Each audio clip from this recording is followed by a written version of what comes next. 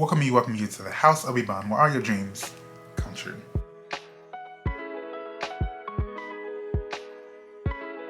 Hey guys, welcome back to my channel. It's me, Eric, and we're back for another video. In today's video, we're just talking about Monique's interview with Shannon Sharp on his Club Shay Shay show podcast, and just get into all the little tidbits that I wrote down as notes here on my phone, because it was so much that Monique was divulging in this interview. So we're gonna get into it. Before we get into this video, make sure that you like, comment, subscribe, and don't forget to click the notification bell in your corner of your screen to be notified when I drop new videos, which is every single week. So Monique had a lot to tell us on the most recent episode of Club Shay Shay with Shannon. What's his last name? Sharp? Shannon Sharp?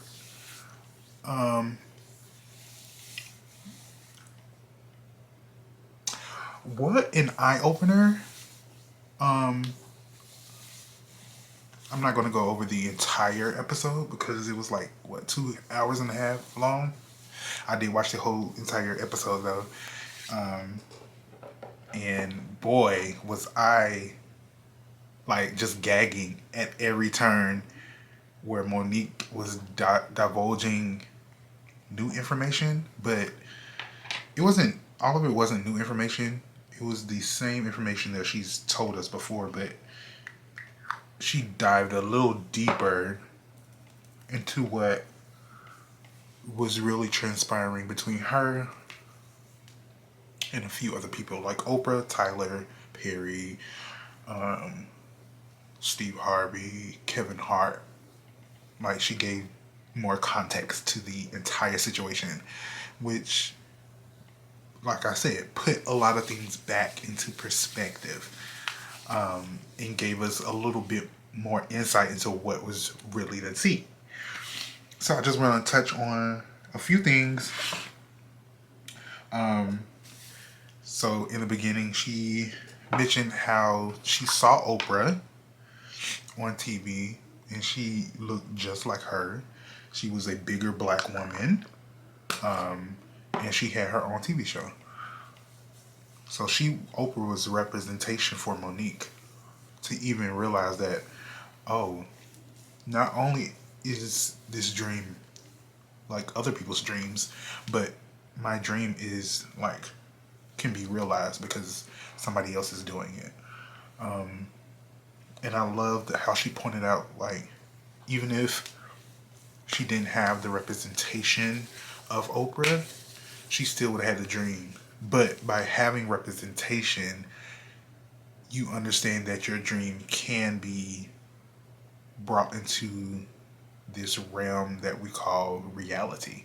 So that's why another point to this whole entire interview is that representation matters. Like, you can always have the dream, but once you see somebody that looks like you living out your dream in totality, or even 50% of your dream, that lets you know that, hey, you can go for your dream, you can do it. What's another point? When a lot of what she was saying in this interview was just like hitting everything that we are experiencing right now in our society. How she mentioned, if you don't speak up for something when you know people are doing wrong, and you don't speak up because, oh, that's not my place, then we're going to end up right back to square one with people still complaining about the same situations that we have been complaining about. It's not really complaining, it's just these situations, these things are happening to us on a large scale, and by people not saying anything, standing up, taking a stance against it, it's gonna keep happening, and people are gonna still continue to take advantage of other people.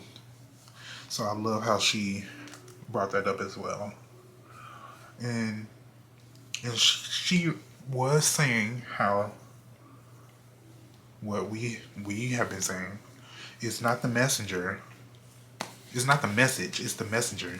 People don't like when you don't fit the bill, when you don't fit the physical manifestation of what people think a victim is, or somebody that deserves not pity but empathy, when somebody doesn't fit the bill of somebody that deserves empathy, the message is not going to be listened to. And that's what happened to Monique. Like, Monique has been saying the same thing as Viola Davis, as Taraji P. Henson, as Kerry Washington, as so many other actresses like Monique, black women, have been saying the same exact thing constantly over the years.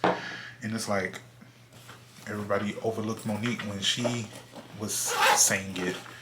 And it's like, y'all don't get it. And I also love how she brought up reference points. I'll play the clip here, but I would never do nothing to hurt you, but the conversation kept going on.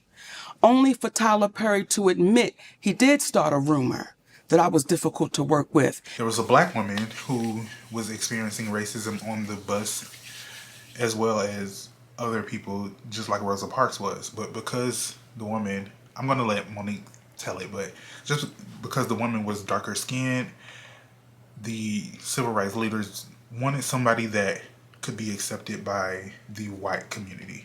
And so that's why Rosa Parks was chosen to be the face, of the boycott that happened against the bus system. So this racism stuff, colorism stuff, just perpetuates itself in the same form, just in different ways.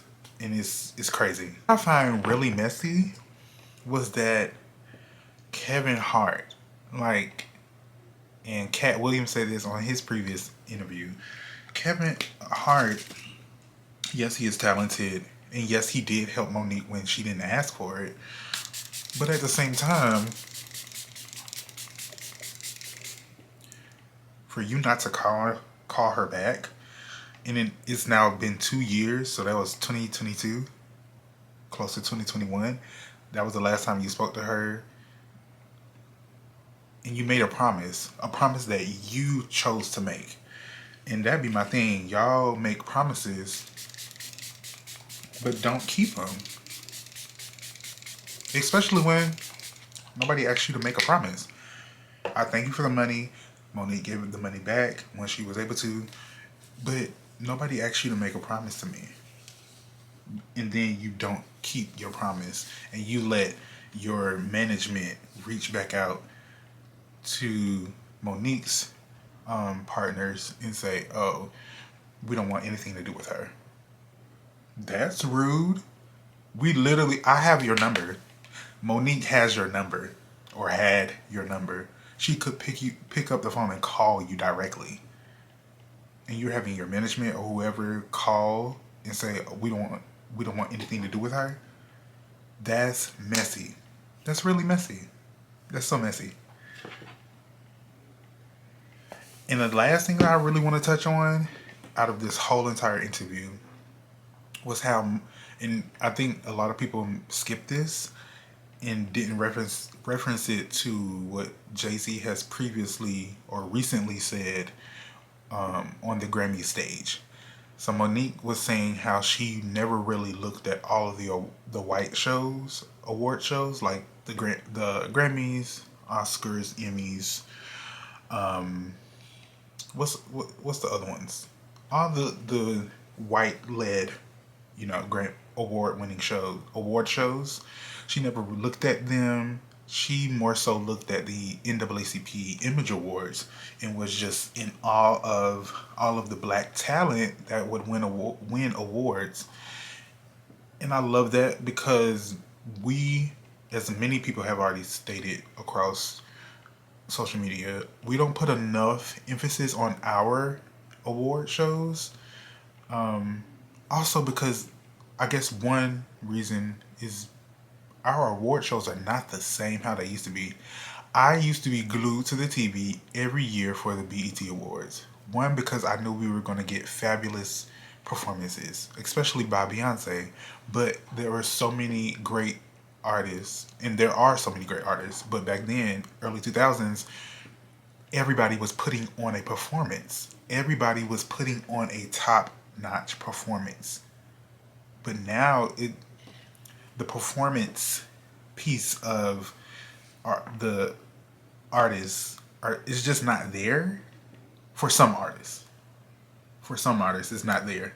We have a handful that can put on a great show, but the award shows like BET Award, it's not the same. And so I guess that's another reason why I don't watch it myself.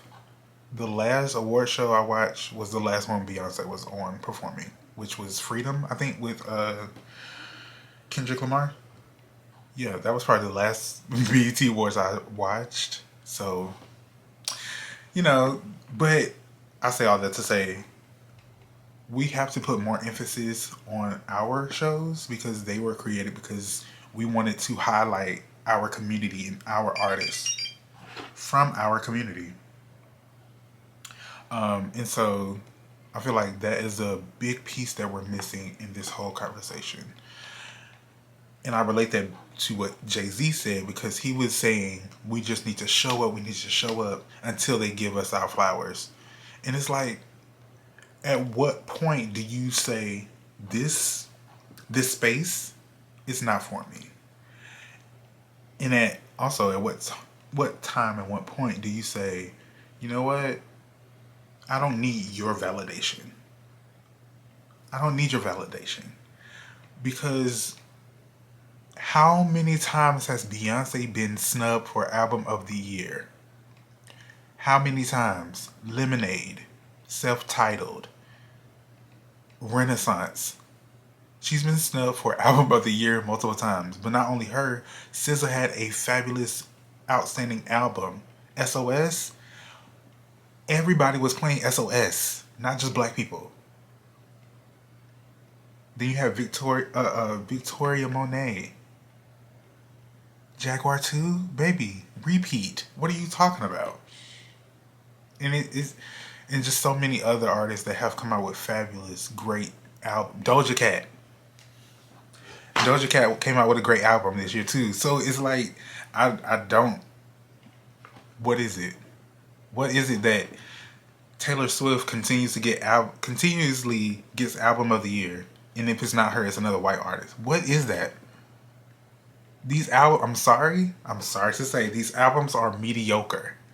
Great writing, great musicality, but the album is mediocre. It's mediocre. And point blank period. So I relate that back to what Monique said. Put more emphasis on our show, on our stuff. Yes, you can still go to the Grammys, but at some point you have to be like, this space was not created for us, and if they're not going to highlight you, stop showing up. The only reason they get views is because of the black artists that attend. If black artists at the top of their artistry don't show up, who would watch? Who? Right. Alright guys, make sure to follow my socials, House of Bond, everywhere. Okay? And I'll see you guys in the next video. Bye.